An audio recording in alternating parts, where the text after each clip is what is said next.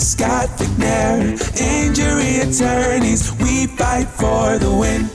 Good morning, everybody, and welcome to the Overrule podcast, brought to you by the Scott McNair Law Firm. We have a great guest today and an incredible topic that I'm really ready to dive into. Mr. Sonny Lee with Son of a Saint is here to talk about Son of a Saint, his journey and his educational and professional life, and now leading Son of a Saint and impact in the New Orleans community in such an amazing way. Sonny, thank you so much for being here. Thank you for having me. Yeah, awesome. So, Sonny, I want to dive right in. Sure. Reading a little bit about you for the show inspired me quite a bit. You dealt with loss when you were 3 years old. Your father, for the listeners who may not know, your father, who played for the Saints for 4 years, from 1971 to 1975, tragically passed away back in 1984 when you were 3 years old. Is that right? Yeah, that's right. Yeah, it passed away in front of me. That's just my earliest memory. So, oh my gosh. But I was raised by a great mother and older sister, aunts, grandmother. So I had a great upbringing, but had that gap during my adolescent years. Yeah, and so you had that experience, but such a horrible experience, that losing your father in that way when you were so young, but that's led to something so amazing. Yes. As Son of a Saint. Can you talk a little bit about how that impacting you led to you founding this incredible organization in 2011? Yeah, no, absolutely. There's a big loss, obviously, growing up without dad and, trying to navigate the challenges of adolescent times. And, my mom can only do so much, Right. but I didn't go fishing, didn't talk, wasn't golf, and all these things that you think a boy would know or talk to his father about, right? I didn't really have all that. How to navigate girlfriends and things like that. Yeah. So I had to really create my own sort of ultra dad by taking pieces from my coaches and different things that I thought a father would be, right? Yeah. And had great upbringing. Like I said, college was awesome, work experience, and then when I was 29, I said, look, I want to help support boys who are growing up without their fathers like me. It was after a Saints game, and I looked at my phone and looked NOLA.com. There was a boy that had murdered another boy. So 2 lives destroyed, obviously. And I did some research and found out that their dads were lost as well. One was in prison for life, another one was murdered. And I said, well, if I just kind of created what my mom gave me, will this work, right? Like if we got them at an early age, preventative, long-term, more holistic in opportunities and new experiences, will we see great results, right?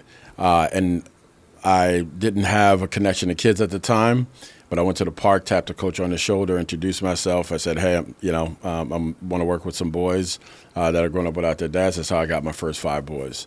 And their moms were there. One was working concession stands. One of them had their aunt there. And so now those boys are 24, 25, 26 years old and doing great, So I started with 5 and it just started to grow and grow and grow.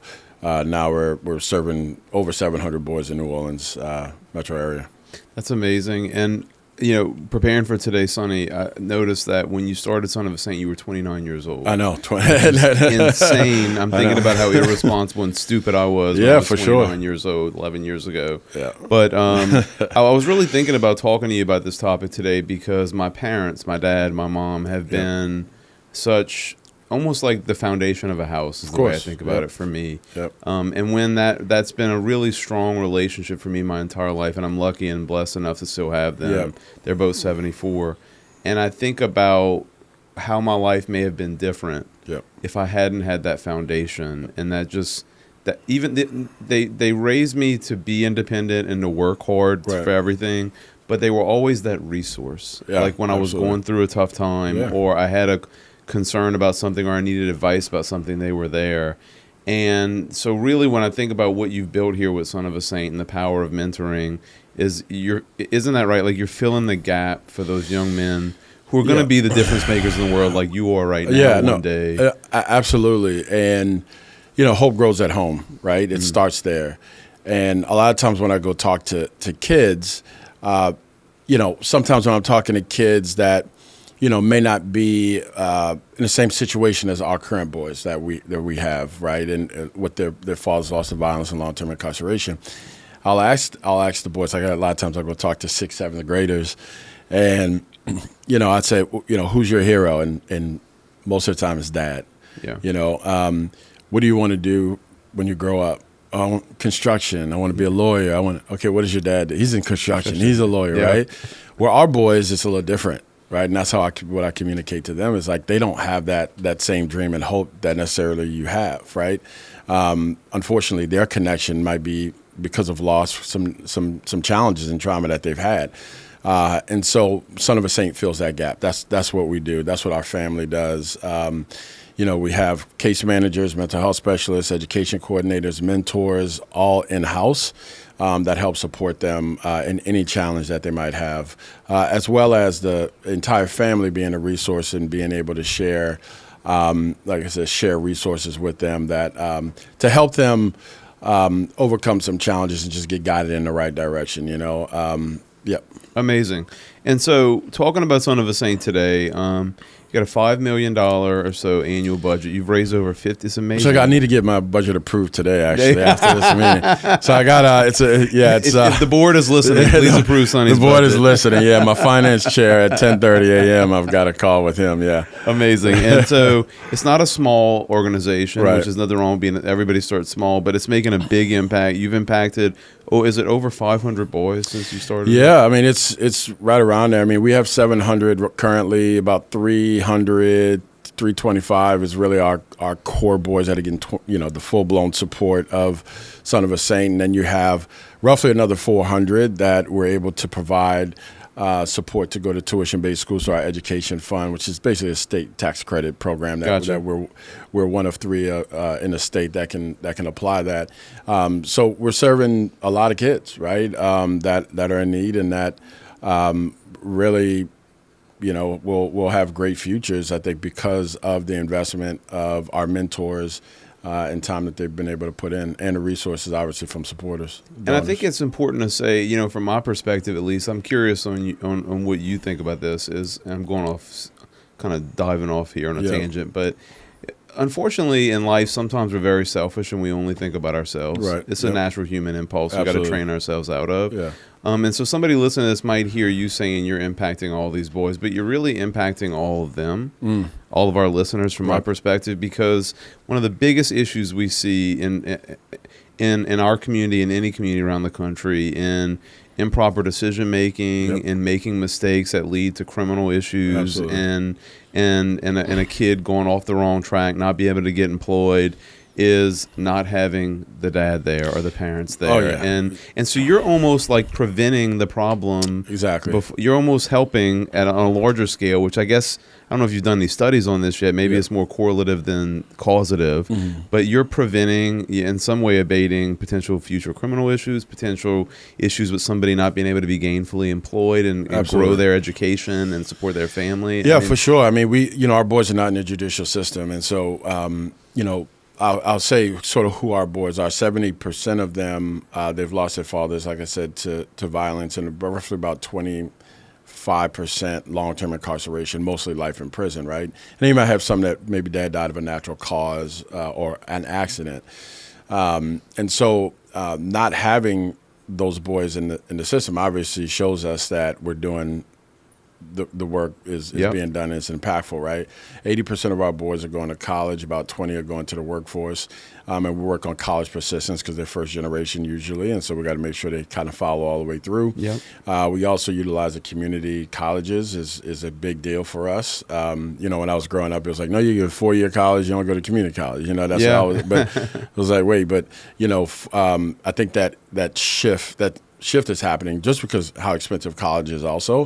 And our boys are able to bring in money faster, right? Once they get a associate's degree or something like that, or something that they can really feel they're enjoying, but they can make some really support good their money. families. I mean, in really our area, money, if you think about it from the trade school perspective, the oil industry, industrial industry, plants, a lot of the mechanical, like electrical, air conditioning, like all those different trades, they're making a lot more money than people with certain degrees. They can really have a great career doing that type of stuff. But so tell our listeners maybe a little bit, Sonny, about how does the process work from the standpoint of y'all identifying the boys that are going to be in the program and selecting the boys? Like, how does that work? So at this point, we have a lot of folks know about us in that particular community, right? Folks that would potentially get accepted.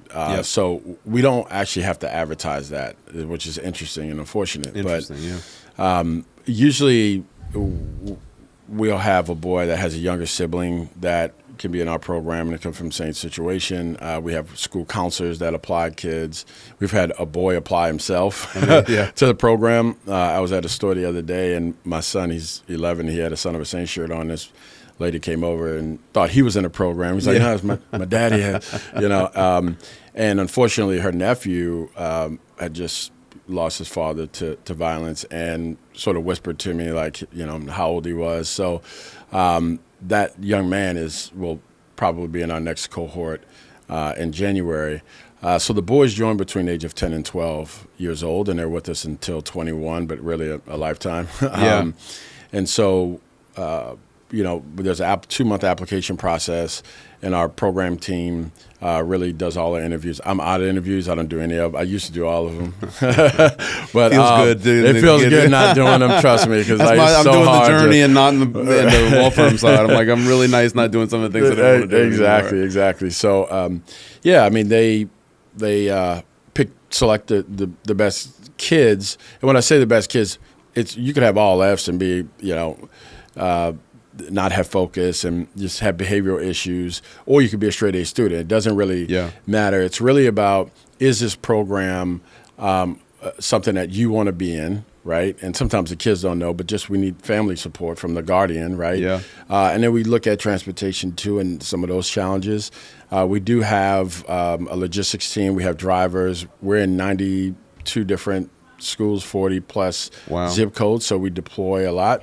But we know that if we're going to take 50 boys that year, we can't take all 50 that have zero rights. It's just very difficult, So it's a practical side. It's a practical, there's a science to it. So, and maybe if the situation changes that following year, then we can, maybe make some adjustments. But the boys wind up finding out that they're in the program. Christmas morning, we have an envelope. It's amazing. At under the tree, and it says, "Hey, you're son of a saint for life. Let's go." And so they have a shirt and a hat, and it's a great time this time of year right now. And our boys start the new cohort in January. Can you talk? It's amazing. Can you talk a little bit about their journey, Sonny? So if they come in from 10 to 12 years old up until 21, what are y'all providing to them over that 8 to 9 year period? Sure. Like from the standpoint of mentoring, what is the involvement of the organization on the boys' day-to-day life? So when they first come in January, they have to get orientated to organization. I mean, it takes several months for that. It could be up to 6 months just for them to just understand what's going on and how we do things, right? Our values and getting to know them. And I'll say the first, honestly, 2 years is just trust building, right? Yeah. It's okay. We're here. We're not going anywhere. We're going to be here for you. We're going to show up at your school if there's an issue. We're going to do our evaluations. We have mental health support there as well. You can talk to adults. We're going to pair you with a mentor, maybe even 2 mentors. But the mentors volunteers? They're volunteers. Amazing. Yeah. So we have about 250 mentors. For our boys. So, you might have 2 mentors that support one boy. You might have 1 mentor that supports 3 mentees. Gotcha. You know what I mean? So it just really depends. But that's the boys. The boys really just have really, really fun experiences. The first 2-3 years, they're going to camps across the country too. We have relationships with probably about 30 camps. So New Hampshire, Ashford, North Carolina, Denver, Houston. Amazing. A lot of these are extremely reduced or completely free for us, mostly free for us. But what it is they're able to go there, and a lot of them become counselors as they get older. That's cool. So they're there with their buddies. There's educational support, like I said. We provide tutoring. It's a whole plethora of programmatic activities. We have culinary, cooking, we have STEM, we have comedy club, we have sailing, we have karate. I mean, the list goes on and on and on. And all of this is very organized, by the way, even though I'm talking and it's kind of scattered. I can tell it's organized. It really doesn't come all scattered. So. But we have our logic model, which is actually on our website. So all of this is in a one-pager that you can see, is really what we need to have the outcomes. When they get a little older, let's say 15, it's the job placement, job shadowing. They're getting into high school, so they have a lot of extracurricular activities. So by that time, they know their mentor for several years. They understand the program. There might be counselors now at those camps. Yeah. And then junior, senior year, it's like, okay, we're getting ready to see what's going on with college or the workforce or military, things like that. They'll do a ton of volunteering at that age as well in the community. Even get paired with younger mentees in our program, so they start that mentor-mentee relationship at that point. That was going to be the place I was going to go. It was like, I think when you mentioned something earlier, I'm making an assumption because I'm just starting to learn about the organization, but it's really great for the mentors, like if you have community members who mentor, because they get so much fulfillment and mentoring the kids. But I'm assuming you have a lot of the kids that come out at 21, 22, 23 years now. Are they giving back? They are, and it's starting to happen more and more. Amazing. It's really the last 2 years we've seen that happen more and more. And I kind of got the goosebumps. That's a really special thing. It is. It is. It is.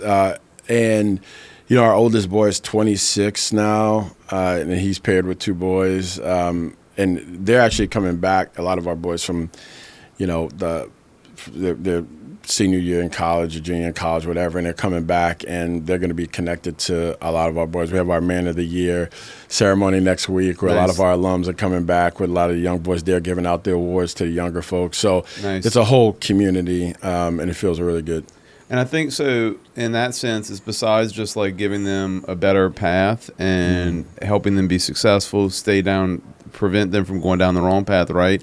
You're also training them and teaching them the importance, like they're just seeing it. Yeah, they're absolutely. experiencing the importance of giving back to the community when they're young. Yes. And so they're almost like getting trained to be people who get involved in the community and give back as they get older. It's funny you say that because so many of our boys want to be counselors and case managers and mental health specialists because of the program. Amazing. Because of what they got, they want to go into that profession. And I'm proud of all of our boys. We had one boy just graduated from West Point, which is congrats. Hard. I'm out. Yeah, and I remember I used to go to school all the time and beg them not to kick him out when he was in 5th, 6th grade. So and now he's a West Point graduate. Yeah, he always had. He was very smart, but he was very mischievous and always, he's kind of like a little bully, to be honest with you, and cheated in games and would challenge the teacher. But it was really because he was really smart, to be honest with you. But it was just kind of misguided a little bit. And, I knew that leadership would show itself at some point. And as he started getting older, just really working with him on how to use it, right? How to use his talents. And in the right way. Yeah, and through relationships, we were able to get him a spot there at West Point. He did a lot of the work from just being who he is. Yeah. But we had to call in. You need the congressman to sort of call in that favor. To bless that. So. A lot of things that our boys are doing is really connecting, and it's a lot of relationships that we're able to build for the boys over the years that now they have on their own. They can call a lot of folks, and seek help outside of just Mr. Sonny, which is great. That's fantastic. All right, so I want to shift gears here a bit, Sonny, and talk a little bit about you. I'm going to make you uncomfortable. All right, because I can tell you don't like talking about yourself. So you have a super interesting professional background. You went to St. Aug, then UNO. Then I know you got your executive master's in nonprofit administration from Notre Dame, amazing university. Congrats on that. But you worked for the Saints. You were director of operations with the Zephyrs and the New Orleans Jazz Institute. And you've kind of waded your way now into running this amazing nonprofit organization. So can you tell us maybe like a little bit about your personal shift and how you went from like the private industry and doing like a career in the private industry into nonprofit? Yeah. Like how did that evolve? It's actually great. Yeah, when I was graduating UNO, I didn't know what I was going to do, right? It was right Most after. of us didn't. Yeah, I was trying to figure it out, but I wound up. I'm still trying to figure it out. I got you, man. So I worked in sports. I got an internship with the Zephyrs, and which then that following season turned into the operations position, and that was, it was around COVID. That was around Katrina, and we had a lot of damage to the stadium, so it was kind of bringing that back, working with the state. And I was young at the time, 22 years old. And then I started working with the Saints and got a job there, which was great. That was 3 years I worked there. And after that, I worked in jazz. So, you know, I feel like my 20s was just filled with great relationships and a lot of travel. You know, you had the sports side, but also the jazz and music side. And growing up, it was all just, you know, school bands is what I saw. I didn't see like the orchestra jazz or, you know, really have a true appreciation for it, which I think completely changed my life because it was traveling the world, bringing jazz education to communities. Absolutely. So did that for 4 years. But through that, I wanted every boy from New Orleans to see that, which is why at 29, I was able to start the program. But, you know, it was still entertainment, it felt like, even though it was, you know, the private sector, it still felt a little loose, especially being in jazz. You know, it didn't feel as like probably rigid as, you know, like a firm or private company.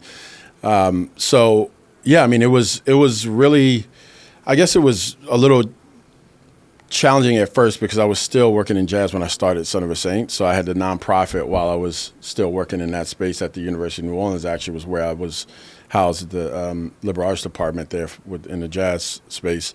So I was kind of balancing both. And I wanted actually Son of a Saint to be completely volunteer all the way through, like for the life of it. And then we just started growing like 2-3 years. It was difficult. So I left that job and started building out Son of a Saint. But it was great. I mean, 15 years doesn't feel like a day of work. I mean, it's really just, you know, there's so many. When you're having a rough day, just go in the office and you look at the boys and everything's fine. Yeah, exactly. You know, so. We talked a little bit earlier, Sonny. I want to get into some of the TEDx and some of the speaking that you've done. But in that sense, one thing I was reflecting on listening to you is, so you took one of probably the worst experience in your life, the tragic loss of your father, and created an amazing thing that most people will never be a part of creating, right? Like impacting a community like you've impacted and will for the rest of your life. So you took like a terrible thing and made it such a positive. Yes. And so I think a lot of us are prone as humans. We like dwell and can be insular on the negative things that happen to us instead of like flipping our mindset and looking at that and figuring out like, how do I turn this into something impactful and positive?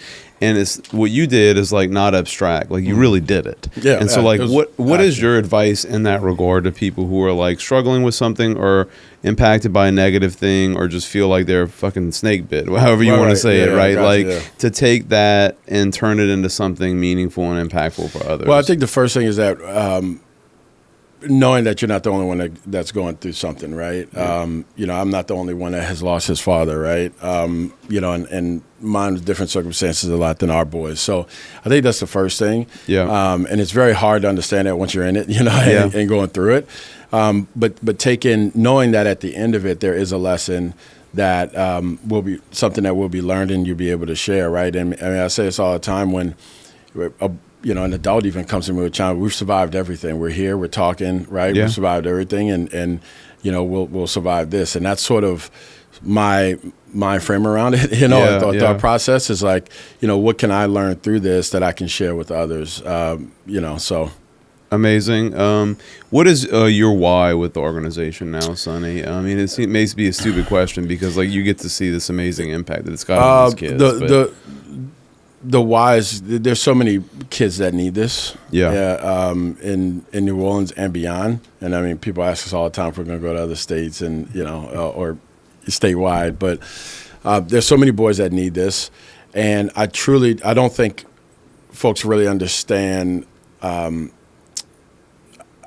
Necessarily how to do mentoring properly, and that's a whole nother podcast if you want. But because I was actually, it's a long answer, but I was involved in a different program, well-known national, probably international program when I was 23, 24. I was working for actually the Saints, and they came to my apartment on Tuesday, paired me on Thursday, said go get them on a Saturday, and like. He didn't like sports. So I was like, okay, you're just pairing people, right? Yeah. And the things that our boys are dealing with, a 24-year-old doesn't have the resources or the experience to be able to handle, right? Right. And so I just really think our motto is one for folks to really adopt across the country, internationally, everything. And so until it's sort of seen that way, I'm going to keep working, because I can't help every kid from a, direct mentoring or, services perspective, but I can inspire others who are doing the work, right? To follow your model. To follow the model. And we do have groups from a lot of places that message us every week trying to figure out, okay, how are you getting these results? And we always take them and have conversations and try to help out. So and tell them, yeah.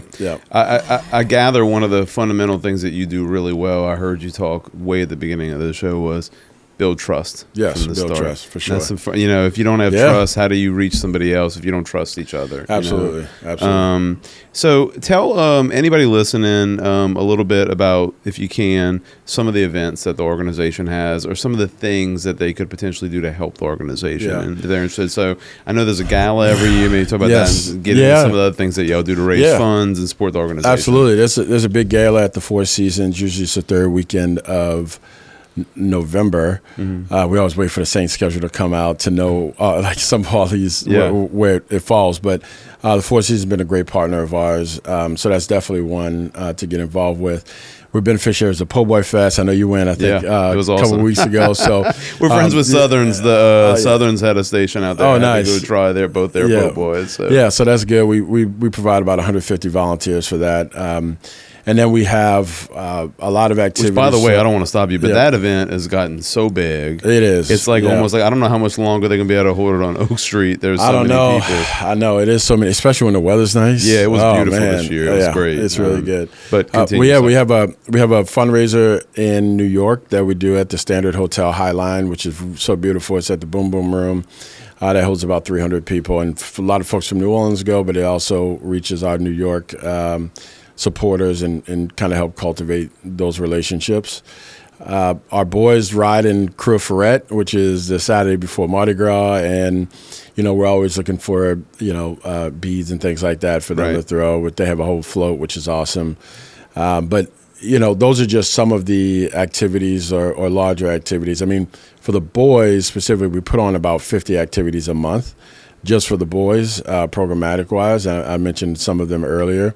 And we keep growing them based off of the boys' interest and things. So that's always there. So, and two specifically I wanted to talk about. One, I have, as a young lawyer, I think I've had too much gumbo and po' boy since I was younger. So I have a bunch of suits I've been meaning to clear out. We were talking before the show. Exactly. That if you're a lawyer and you're listening, or anybody you're listening to, you have some suits that you're thinking about donating, ties, moving out, ties, anything, you can bring it to the Mid-City, Mid-City, right? Our clubhouse in Mid-City is 2803 St. Philip Street, and it's right behind Crest City Steakhouse. It's a block behind. It's our building. We completely renovated a few years ago. But they can, normal business hours, 9 to 5 or 6, come in and drop off. We'll have you fill out a donation form at the front desk, and we'll take it from there. And the boys can use those suits. They get them tailored on their own. But you have a whole area, I'm assuming now, of suits they can choose. Yeah, they do. I mean, the other day I saw 2 or 3 boys. It was actually on Monday. With your suits on. Yeah, not exactly. So they were out there. They were just holding up their cool and weird suits. all at once. Cool and weird, exactly. So it's actually funny to see some of our boys in like these older school style suits. You know what I mean? Yeah, they're coming back in style. They are. So you have old ties. They probably want them. I'm looking at some of my dad's old ties. I'm like, people are buying those ties now. Exactly. But no, it's always good. And we have somebody that they can go to for the alterations and things like that. But depending on really who it is, just if they take care of it. I mean, it's really good. I mean, not only suits, but it could zip ups and sweaters and any type things of like that. Old shoes attire, that somebody's not wearing anymore. I mean, it's always great, just to have that there. Another thing too I thought was interesting. So snacks. If somebody wants to Amazon like snacks and stuff for the boys to the organization, or Amazon stuff like that, can you talk about that and how they would do that, where they would send it to? Yeah, so they would just go on Amazon and send it to our address, which is that 2803 St. Philip. and they can, put it on recurring if they wanted to, once a month. I mean, our boys get in around 3:30. They always grab a snack. They put their bag down, go meet their case manager, a counselor, have some fun, and then they have dinner at about 4:30, 5 o'clock. We have a cook that supports that. So the snacks is a big thing because those things go by so fast. Yeah, they're grown boys. They run through them. And we have a system where they have to check out, and we have somebody there that hands them the snacks. It's like because they'll walk out of there. Oh man, it would definitely walk out of there. So and healthy snacks are always great. So we definitely would be awesome. Okay, and if they let us know, we can obviously send a tax receipt or something like that would be good too. So any besides the like getting the snacks or bringing the suits or clothes or ties or anything like that, if somebody's listening to this, they want to consider being a mentor, donating money, being a sponsor of any of the events, like do they just go to the website and fill out a form? Can you talk through that process? Yeah, so the best thing, our website is very comprehensive. It has a lot of things on there. You would just click the join, and then Dropbox would be, to be a mentor. Yeah, it's sonofasaint.org. Sonofasaint.org. We ask for 1 hour a week, and that varies. A lot of people, one event, it's 3-4 hours, right? So but what they'll do is fill out the information. They'll get a call from Vanessa on our team. She'll talk to them for a few minutes, invite them to the background check and obviously trainings. Yeah. And then they actually get connected to our Mentor Leadership Council. So it's a group of mentors that they can ask questions to, and like, how does this go? And for sure, and so they're not just kind of thrown in into there. The wolves, exactly. So we ask for a year commitment. A lot of times folks do a lot longer than that. Keep doing it. Exactly. They keep doing it. Or if somebody has a hobby or interest, maybe they're a mechanic or so, they like working on cars. There could also be not just where it's one-on-one mentoring, but where they might be able to lead an activity. Maybe it's boxing or so. I don't know what the interests are. Art. I mean, they can actually get a small group of kids together and work on it. Let's say a project for 2 weeks or 6 weeks or something like that. Which is really cool. The funding piece is that we're always obviously nonprofit, so we're always looking for new donors and supporters. 100% funded from donations, or do you have any grants as a part of it? No, we have grants. We have grants. Yeah, I mean, it's kind of split from corporate family foundations and individuals. We don't get like federal state funding. We don't really get too much. It could be a little complicated with reimbursement and everything else. Yeah. So, but most of it is individual family foundations and corporations. So, our cost per boy is $20,000 a year, and we do that with a tremendous amount of in kind as well. So the value is much higher, and so to be able to do this requires the support, right? And so sometimes we get folks that get together and sponsor a boy. Maybe they have 2 or 3, 4 other friends, and they're like, "Oh, let's sponsor a boy." Put the money together. Yeah, they put the money together. And sometimes we have folks that maybe sponsor 1 or 2 boys, right, throughout the year. So every dollar counts, from the $20, $10, all the way up. It all adds up. But for us to be able to do this work, we really rely on that fuel, which is the funding, to help us accomplish that. Amazing. Okay, before I let you go, Sonny, I've loved this discussion. I have 2 questions for you. A little bit off the path we've been chatting, but I'm curious, what is your favorite book?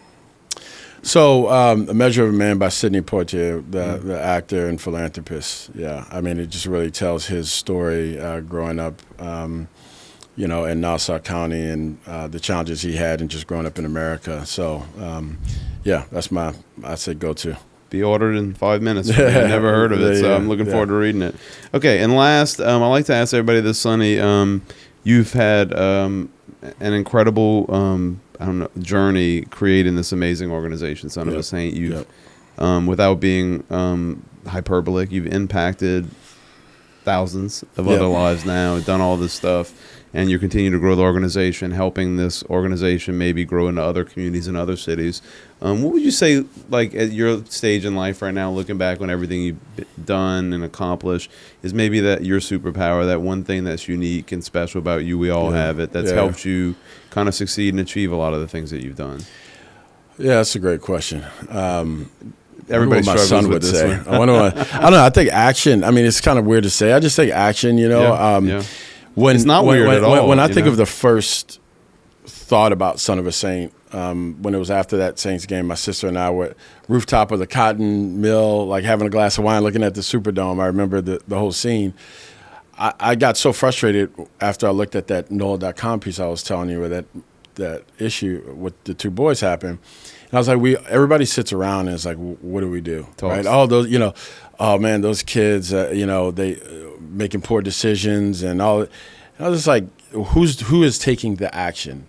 And not everybody can. There are some people that have to, that do sit back and make some strategic decisions and help out those. But like for me, I was like, it has to be action from the ground, and nothing was going to stop me. And that's how I play basketball too, by the way. I play 3 days a week, and I play we're going, you know what I mean? And I have one motor, and it's go, and I think that is what I would say my superpower would be, is just taking that action. Yeah, that's an amazing comment, because some of the people I respect so much in the business world of what I do in the legal industry, that's a common theme of what I hear them talk about. Is just act, just do it, just do it. Like you may know I'm like taking it from like Nike, but it's like just do it. Like you make mistakes and you iterate, you learn from it. But we have absolutely. I mean, trying to run it out. I'm sorry, I didn't mean to interrupt, but just I didn't realize it was gonna.